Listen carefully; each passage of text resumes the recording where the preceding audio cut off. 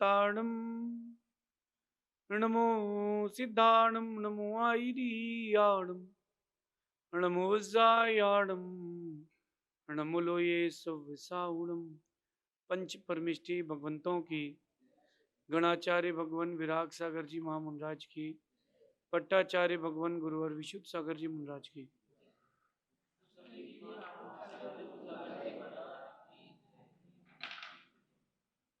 या हम सभी अपने जीवन में सुख और गुणों की अभिवृद्धि के लिए नीति के विषयों का श्रवण कर रहे हैं। नीतिकार हमें सिखाते हैं कि आपके हर काम से आपके व्यक्तित्व की झलक आती है। अच्छा काम करने वाले का व्यक्तित्व अच्छा माना जाता है, बुरा काम करने वाले का व्यक्तित्व हर कोई बुरा ही मानता है। एक बात बड़ी गहराई से सुनना और समझना। आज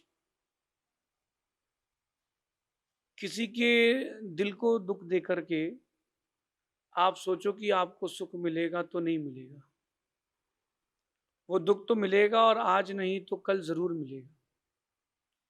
अगर आपका मन खराब है तो मैं ये मानूंगा कि आज जो सुख तुमको मिल रहा है वो तुम्हारे पूर्वकृत अच्छे कर्मों का फल है। आगे जाके तुमको दुख तो मिलेगा। वैदिक दर्शन भी कहता है कि 18 पुराण और 4 वेद, बात मिली है दोए, सुख देत सुख होत है, दुख देत दुख होए। आप किसी को सुख देने का काम करेंगे तो आपको सुख मिलेगा, आप दुख देने का काम करेंगे तो दुख मिलेगा। ज्यादातर इंसान इस बात को भूल जाते हैं, वो केवल प्रेजेंट को देखते हैं। किसी ने किसी का पैसा खा लिया, किसी ने किसी की प्रॉपर्टी हड़प ली, किसी ने किसी फैमिली के ऊपर आक्षेप लगा दिया, किसी ने किसी की हिंसा कर दी। मेरा एक प्रश्न है, इतना सब कुछ करने के बाद आपको लग रहा है कि आप बच जाओगे? ठीक है, पुलिस वालों को नहीं पता चला, फैमिली को नहीं मालूम चला, कर्मों को तो मालूम चलेगा। कर्म तो देख रहे हैं ना। बिना आप कोई भी काम कर्मों को छुपा करके नहीं कर सकते। एक गुरु ने एक शिष्य से कहा कि आज एक बहुत इंपॉर्टेंट टास्क देना है, तो आप सभी अपने विद्यार्थियों को, शिक्षार्थियों को लेकर के आइए। सभी विद्यार्थी आए, वहाँ बैठे, और गुरुजी ने कहा कि बेटा ये लकड़ी लेकर के जाओ, और इस लकड़ी के 2 टुकड़े करना है। ऐसी जगह करना कि कोई देख ना पाए। सभी विद्यार्थियों ने कहा जी गुरुजी। कोई नदी के अंदर गया, कोई गुफाओं में छुप गया, कोई रात्रि के अंधेरे में उस लकड़ी को तोड़ रहा था, कोई अपने कमरे में तोड़ रहा था। धीरे धीरे धीरे धीरे वक्त निकला। एक विद्यार्थी उस लकड़ी को बिना तोड़े लेकर के आया, बाकी सब 2 टुकड़े करके लाए। गुरु ने पूछा कि आपने कहाँ तोड़ी? एक ने कहा मैं नदी के अंदर गया, कम से कम 20 फीट नीचे, और फिर वहां मैंने इस लकड़ी को तोड़ा। किसी को नहीं दिखा, वहां एक मछली भी नहीं थी। एक ने गुफा बोला, एक ने अंधेरा बोला, एक ने कहा मैंने मंदिर के पीछे, कोई नहीं था, वहां इसको तोड़ा। गुरु पूछते हैं उस विद्यार्थी से जो लकड़ी तोड़ करके नहीं लाया था कि बेटा तुमको इतना सा काम दिया, तुम नहीं कर पाए? बोले गुरुजी मैं ये जहां जहां गए, मैं सब जगह होकर के आया, वहां मैं तो था। कोई नहीं था, मैं था। वहां कोई नहीं था, मैं तो था। ये बात अपने को समझने की है। आपको लग रहा है कि आप गलत काम करके कुछ अच्छा कर लेंगे, दुनिया को ढांक लेंगे, नहीं हो पाएगा। चलो 1 मिनट के लिए कि आपकी भी आंख बंद है, आपने भी कुछ नहीं देखा, लेकिन कर्मों ने तो देखा है। कर्मों ने तो आपको देखा है ना। तो थोड़ा सा डरें, थोड़ा सा डरें। आज के इस कलयुग में बड़े विचित्र लोग हैं। कर्म खुद के खराब हैं, कर्म खुद के खराब हैं, और उपाय पंडितों से पूछते हैं कि पंडित जी आप बता दो कैसे क्या ठीक होगा, पंडित जी ये प्रॉब्लम है, पंडित जी वो प्रॉब्लम है। पंडित जी की प्रॉब्लम तो आप दूर करो ना पैसा दे करके। सबको अपने अपने पापों का पता है। ये आप नहीं बोल सकते कि लोग पाप से डरते नहीं हैं। सबको अपने अपने पापों का पता है। गंगा घाट में यूं ही भीड़ नहीं होती। गंगा में भीड़ है, वो बता रही है कि सबके अपने अपने पाप हैं। लेकिन क्या लोगों की मूर्खता कहें, अज्ञानता कहें, लोग सोचते हैं कि गंगा घाट जाओ, नाक बंद करके 5 बार डुबकी लगाओ, 7 बार डुबकी लगाओ, मैं पवित्र। गंगा अपवित्र। कोई दार्शनिक निकला गंगा के पुल से, वो कहता है कि गंगा से कि तुम इतनी मलिन मलिन हो गई हो दूसरों का पाप ले लेके, जब कोई तुमको पाप देने आता है अपना तो तुम लेती क्यों? तुम वो पाप मत लिया करो। गंगा कहती मैं भी समझदार हूँ, ये सब छोड़ के आते हैं मेरे पास, मैं बादल बन के वापस इन्हीं घर में छोड़ाती हूँ, क्योंकि अपना कर्म तो खुद को भोगना पड़ेगा ना। तो क्यों ना हम काम ऐसा करें जो ऊंचा नाम दे, काम ऐसा करे जो आपको बदनाम ना करे। करना तो है ही, काम तो आपको करना ही है ना। तो क्यों ना ऐसा काम करे कि जो बदनाम ना करे।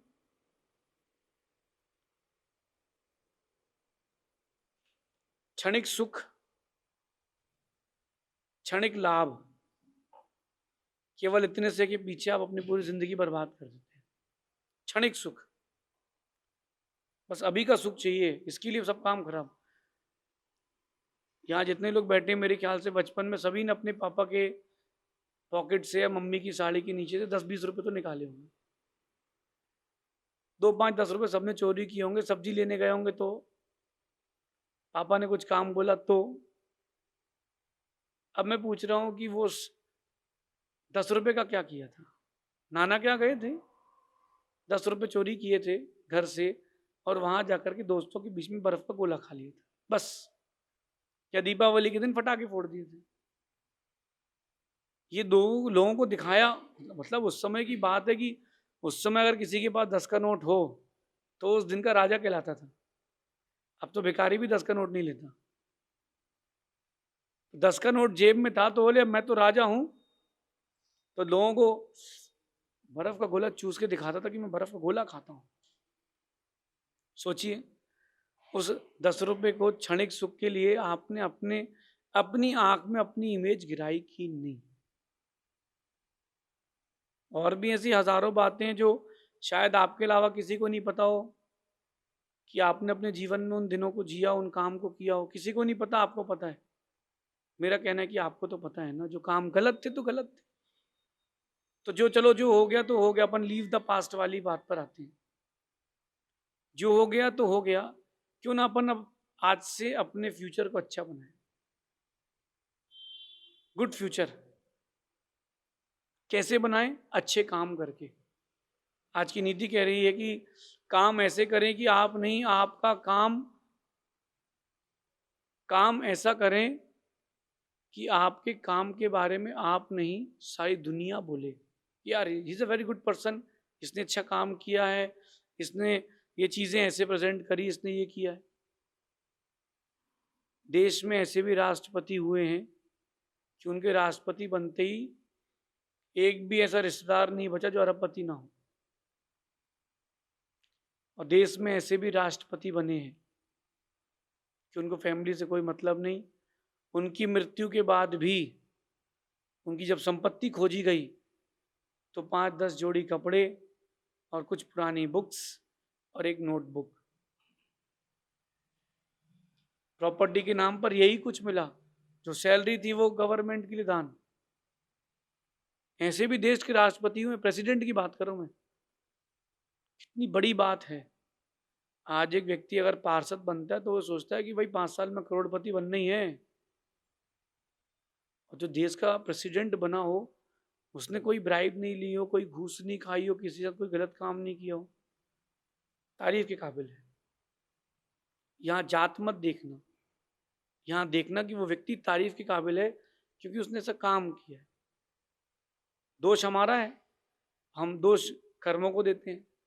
दोष आपकी करतूती का है, आपकी क्रिया का है। हम दोष देते हैं दूसरों को, क्यों दें दोष? काम ऐसे करें कि आपके काम के बारे में आपको नहीं दुनिया बोले हाँ यार उसने ये काम कर दिया, मतलब माइंड ब्लोइंग।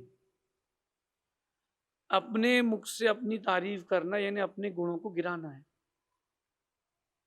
यद्यपि ये बहुत कठिन काम है। जब कोई आपकी तारीफ नहीं करे तो एक बार मन में लगता है कि यार कोई तो बोल दे यार मैंने इतना अच्छा काम किया है। लेकिन उसको उसको कंट्रोल करना, डबल तारीफ मिलती है। दो दोस्तों की कहानी मुझे याद आ रही है। वो दोनों दोस्त बढ़िया अच्छे खास मित्र थे और एक मित्र की शादी हो गई। अब उसने बोला कि यार मेरे को ससुराल जाना है पत्नी को लेने के लिए, तो क्यों ना यार तू भी चल साथ में चले मेरे। तो कहता है यार एक्चुअली देखिए चल तो मैं जाऊंगा लेकिन मेरे पास अभी नए कपड़े नहीं। तो बोला तू मेरे पहन लेना, तू मेरे कपड़े पहन ले, तू चल। अच्छा सुंदर लगता था, कवि था। पहुंचता है और सब लोग पूछते हैं अब ये पहली बार दिखी है आपकी, कौन है? तो उसने बोला कि ये मेरा फ्रेंड है, ये बहुत अच्छा कवि है। तो लोग कहते हैं हाँ नहीं बहुत अच्छी पर्सनालिटी लग रही है, आपके मित्र हैं। तो लोग जब उससे आकर्षित होने लगे तब उसने क्या बोला कि ये मेरा मित्र है, कवि है, मेरे पड़ोस में ही रहता है, सब कुछ बढ़िया, हाँ ये कपड़े मेरे पहना है। वो धीरे से कहता है अरे भाई यार तेरे को ये क्या कहने की जरूरत थी, अब मैं तेरे साथ कहीं नहीं जाऊंगा, मैं यहीं रहूंगा, मैं इसी लॉज में होटल में रुका हूँ, अब तुझे जो लगे सो कर, मैं नहीं जा रहा अब कहीं तेरे साथ। बोले नहीं यार मेरे फूफा ससुर के यहाँ और चल यार प्लीज यार चल यार। बोले अब मैं पक्के में कुछ नहीं बोलूंगा, मैं अब इस बारे में कुछ नहीं बोलूंगा। गया आगे जा करके वो जैसे ही वो मिला, उन्होंने पूछा कौन आए? बोले मेरा मित्र है, कवि है, अच्छा बिजनेस करता है और ये कपड़े मेरे नहीं है, ये जो कपड़े पहना ना ये मेरे कपड़े नहीं है। वो कहता है यार तूने फिर बेइज्जती कर दिया यार, अब मैं रिस्क नहीं लूंगा, अब मैं नहीं जाऊंगा कहीं पे। बोले नहीं यार अब तीसरी जगह और चलना, मैं अकेले जाऊंगा अच्छी नहीं लगे, तू चल प्लीज, अब मैं कुछ नहीं बोलूंगा। तीसरी जगह पहुंचा, उसने बोले कौन है? मेरा मित्र है, ये अच्छे कवि हैं, एक अच्छे बिजनेसमैन है, मेरे साथ देते हैं, सुख दुख में साथ ही रहते हैं, इनके कपड़े के बारे में कुछ नहीं कहूंगा। मॉरल ऑफ द स्टोरी क्या है? कहानी क्या है? कहानी का सार क्या है? ये कि जब व्यक्ति के मन में किसी को गिराने की भावना आ जाती है ना, कहीं ना कहीं वो उजागर हो जाती है। हम क्यों इन बुरी आदतों से घिरे रहें? क्यों ना अपने आप को बचाएं? हर किसी के अंदर कोई बुरी आदत है। बस इतना है कि वो हो सकता है एक व्यक्ति को पता हो, दो व्यक्तियों को पता हो। क्यों ना उन बुरी आदतों को छोड़ दें और कुछ काम ऐसे करें कि पूरा विश्व, पूरी दुनिया हमारी प्रशंसा करने खड़ी हो जाए। मानता हूं कि ये काम कठिन है लेकिन इतना भी कठिन नहीं है कि हम नहीं कर पाए। आज से अपने जीवन को एक नई दिशा दें, ऐसी दिशा दें जो कोई कोई सोच ना पाया हो। काम ऐसे करें कि लोग आपके बारे में बोलने के लिए मजबूर हो जाएं। इंडिया में एक बहुत अच्छा सिस्टम है, या यूं कहें कि बहुत खराब सिस्टम है, लोगों के ऊपर कमेंट्स विदाउट एनी रीजन। लोग एक दूसरे के ऊपर कमेंट्स करते हैं। देखना आप खड़े हो जाएंगे पान के टपरे पर, अरे यार वो नेता ने ऐसा कर दिया, वो क्रिकेटर तो ऐसा खेल गया और ये ऐसा हो गया और वो वैसा हो गया। लेकिन कुछ लोग ऐसे होते हैं जिनके लिए लोग पॉजिटिव ही बोलते हैं, कभी नेगेटिव नहीं बोलते। भगवान महावीर स्वामी के लिए मैंने आज तक नेगेटिव नहीं सुना। आपने किसी ने सुना हो तो बताओ, किसी ग्रंथ में, किसी पुराण में, किसी व्यक्ति के द्वारा, किसी दार्शनिक के द्वारा। मुझे तो कभी किसी ने नेगेटिव बताया ही नहीं, not a single word. Mahavir Swami के लिए किसी ने कोई नेगेटिव नहीं बताया। भगवान ऋषभ देव की जब जन्म था, उस जन्म में उन्होंने इतने अच्छे अच्छे काम किए, किसी ने एक भी बार मुझे उसकी उनके बारे में नेगेटिव नहीं बताया। भरत चक्रवर्ती के लिए तो बोल दिया कि भाई भाई से लड़ा था, लेकिन भगवान महावीर स्वामी के लिए किसी ने नहीं बताया। क्यों? उन्होंने अपने व्यक्तित्व को वैसा बनाया था, उन्होंने हर कदम हर काम को इस तरह से अंजाम दिया कि लोग सिर्फ तारीफ ही करें। लेकिन उन्होंने वो काम तारीफ के लिए नहीं किया था। बात ये, भगवान ने कोई भी काम तारीफ के लिए नहीं किया था, तारीफ हुई थी। हम भी कुछ ऐसे काम करें कि लोग हमारी प्रशंसा करने के लिए मजबूर हो जाएं। शत्रु भी आपकी प्रशंसा कर दे एक बार कि हाँ यार, आप लोगों ने क्रिकेट देखा होगा, फुटबॉल फुटबॉल देखी होगी। कुछ इनिंग्स या कुछ मैच या कुछ गोल्स ऐसे होते हैं, जिसको सामने वाली टीम का कैप्टन भी बोलता है, हाँ यार, बहुत अच्छा खेल के गया है। कुछ ऐसी पारी अपने जीवन में खेलना सीखें, कुछ काम ऐसे करना सीखें कि आपकी प्रशंसा करने के लिए लोग मजबूर हो जाएं। ऐसा कुछ व्यक्तित्व बनाएं। मैं मानता हूं कि समय लगेगा, लेकिन ऐसा कुछ काम करें कि लोग आपके बारे में बोलने के लिए मजबूर हो जाएं।